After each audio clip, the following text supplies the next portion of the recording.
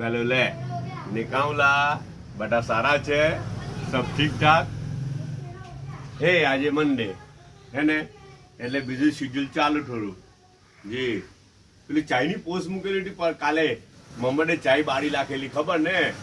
ઘરવાળા સુરત ગયેલા ને પછી સુરતની બધી કારગુજારી સંભળાવતા હતા કારગુજારી સાંભળવામાં બેઠેલો હતો આરામથી એની મમ્મી પાસે ને આ બધું ચાય મૂકી દીધેલી બળી ગયેલી હતી પછી બધી જો ને કોમેન્ટ્સમાં બધાની પોલો બી ખુલેલી છે ભાઈ હે ને અમુક એમ કે મેં બી એવું કરેલું ને અમુક એમ કે મારા હસબન્ડે બી એવું કરેલું એમ કે અમે બી કોમેન્ટ્સ વાંચીને બધા હસતા ઉઠા ભાઈ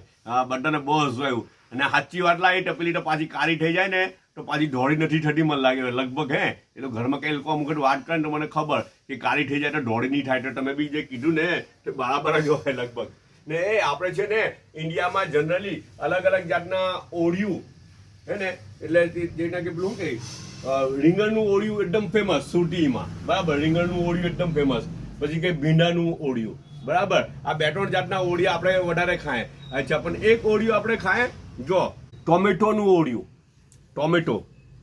ટોમેટોના અંદર બધું અંદર શું કે ચિકનનો ખીમો ને બધું આ ટુએરના દાણા ને બધું ભરેલું હોય ને આ ટીનું ઓળિયું બનાવે તેલ પર રાખે થોડું મજા આવી જાય આ ટોમેટોનું ઓળિયું આ બર્મામાં ખાસ બનાવે અને બર્માવાળા ખાસ ખાય આ વસ્તુ જી અને ઇન્ડિયામાં બી લગભગ હવે બધે ધીમે ટ્રેન્ડ થઈ રહેલો છે એનો ને રોટી તો તાજી બનાવેલી છે હે આજે ઓકે ને એક કેરું છે ને ચાયનો એક કપ છે બધા પોતાનો ખ્યાલ કરજો.